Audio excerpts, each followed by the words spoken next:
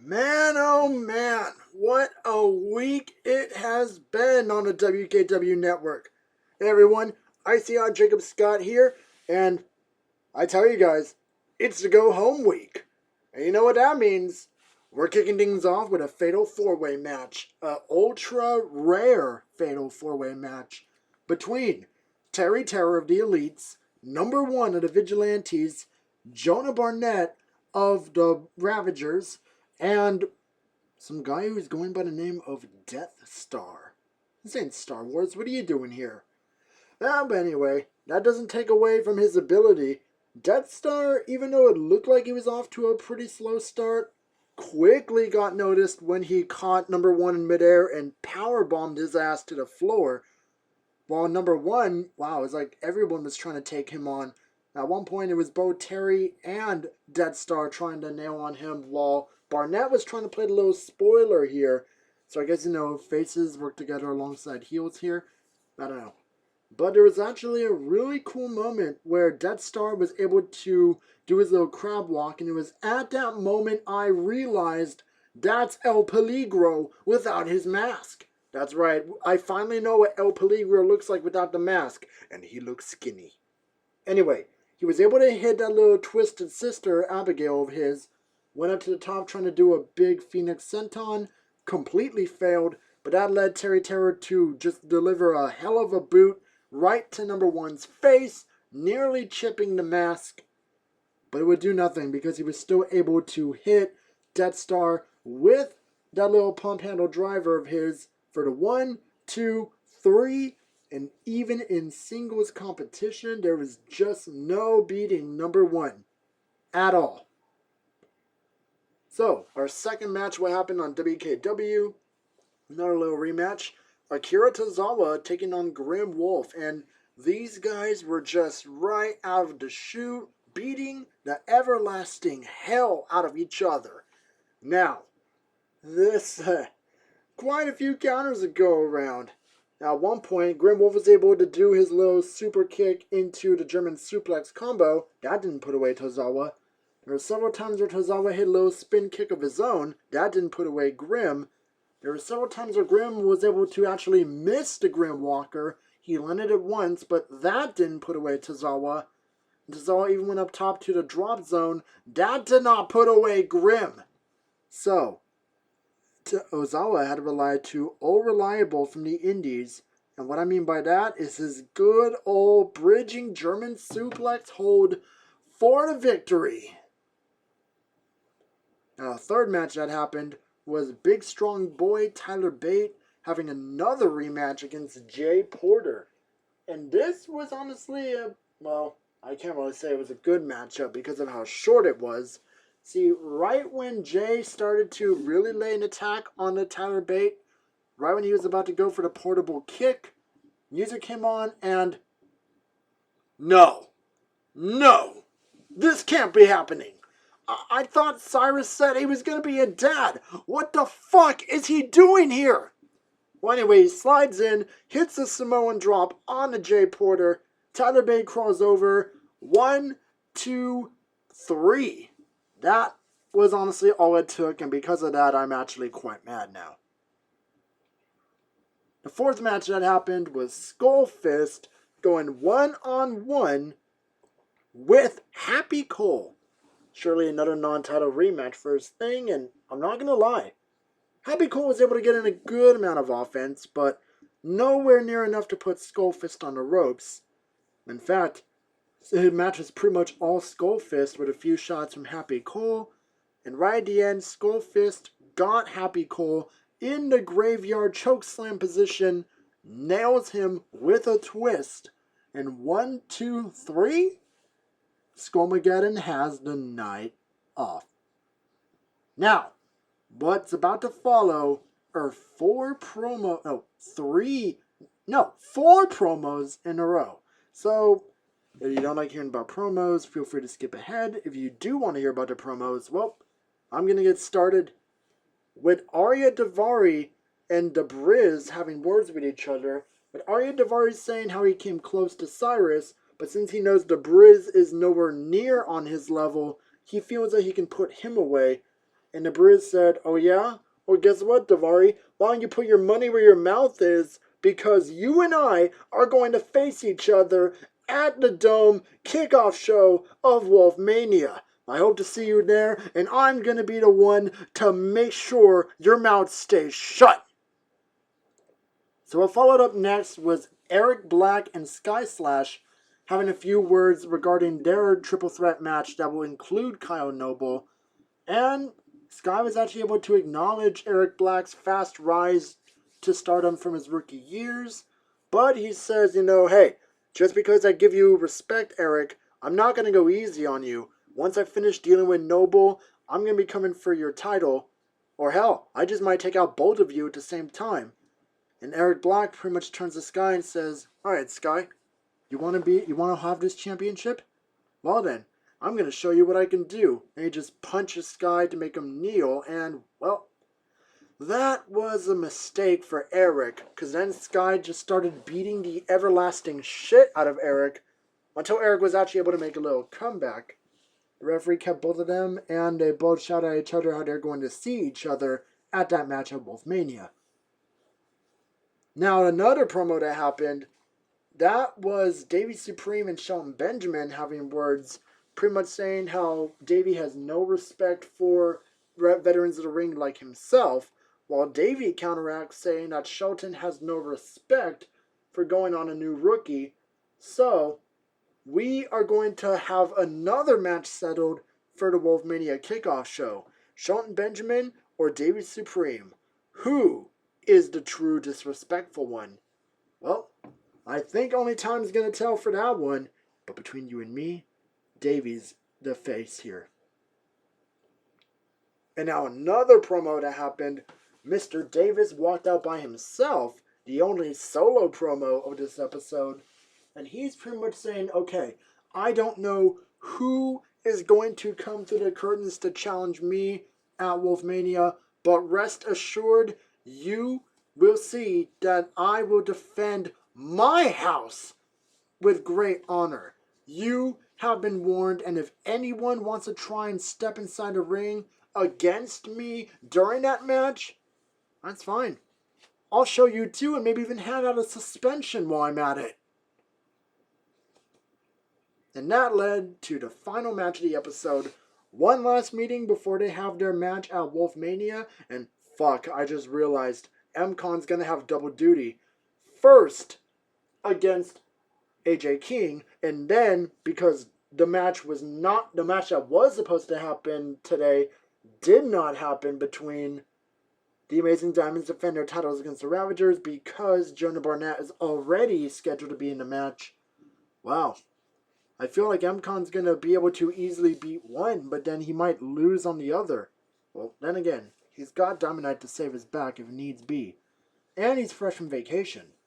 So, yeah. MCon and AJ King. This, as always, was a great meeting between the two men, and AJ King nearly got a triple streak against MCon, but MCon actually blocked his little Uranagi thing, and he hit his package pile driver for the win, which means, AJ, word to the wise, MCon is more ready for you than you may think. Okay, so now it is time for the WDW side of the recap, and we're going to get started with good old Momoa from Samoa. Wow, he's been opening the show quite a bit as of late. Taking on, wow, he's going up against Tiger for the first time, I believe. And Momoa quickly got a lesson of just how durable Tiger can be, because Tiger was able to kick out of not one, but two Momoa rotations. And, I mean, Momoa's a great guy and all, but if you start kicking out of too many of his finishers, he just explodes in the ring out of anger. Now, right after a second time, Tiger was going to go for his little Tiger Sunrise thing, but Momoa blocked it, hits a massive spear onto Tiger, and then drops him with a third Momoa rotation, and that got him the victory. Now, right afterwards, Momoa cooled off, Tiger offered his hand, and Momoa shook it. So, yay! Sportsmanship!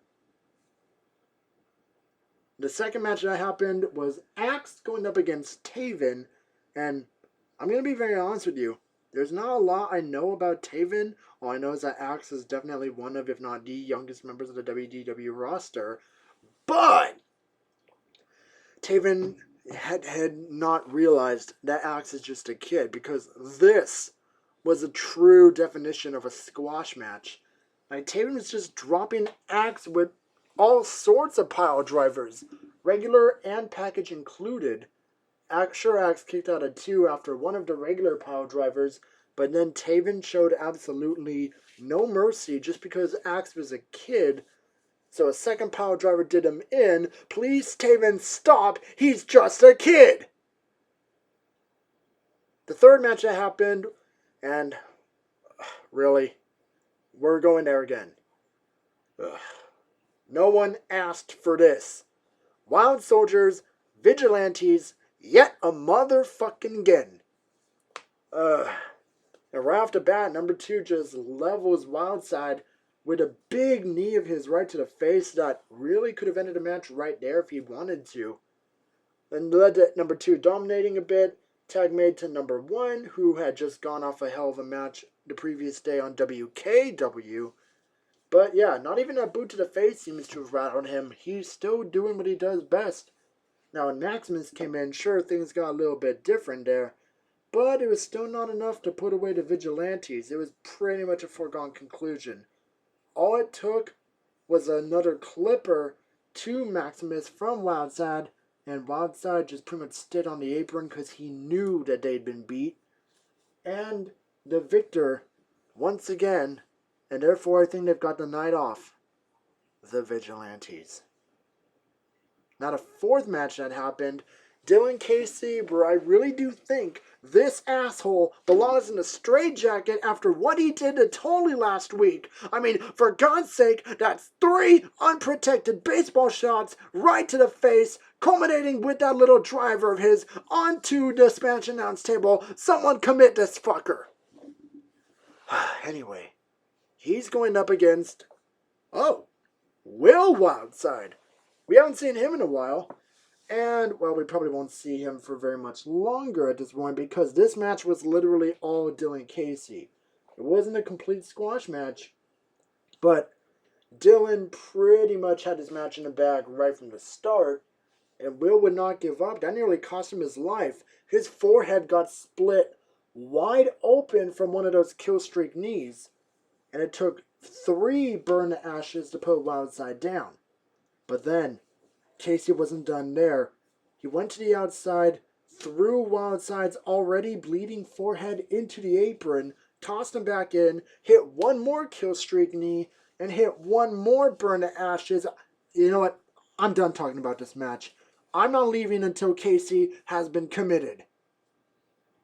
But in the meantime, I will talk about the other matches that happened on the show, starting with Gavin Watkins. And he is going up against Psychosis of the Lucha Liberation. I really do wonder where Owashi went. Anyway, this, I will admit, was a kind of quick match, and I don't think Psychosis got all that much momentum going for him in this match. But Watkins clearly showed that he really, really belongs in that match against Cameron Rose, and he wants to show the mob that he will not be targeted. And besides the little fuck up that happened right at the start of the shoot, this was honestly a pretty good match, even though it was pretty much an exhibition of Watkins' abilities. He had a golden arrow, that's always a nice thing to see, but he ended the match with a good old golden driver for the 1, 2, 3. Cameron Rose, you've been warned. Thou belongs to the streets. Or at least I think I got that right. If I didn't, somebody in the back, let me know, please, and do not punch me for this. Alright, this led to our 6th match. The Wolfpack champion, Sean Martin, going one-on-one with the man who will be facing Kai Cassidy at WolfMania, Billy Huggins, the hobo from the Florida Everglades.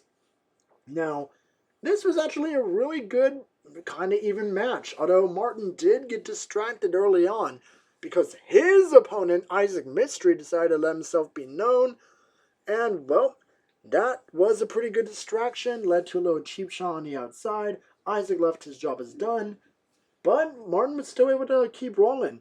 Went for a beautiful splash towards the end, though. That did nothing. So Huggins was able to lock in the gator roll and to finish him off with a hobo kick for the 1-2-3.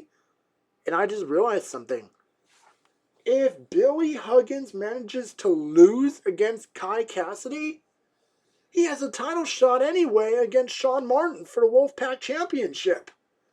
I gotta say, that is incredibly fortunate for the hobo from Florida.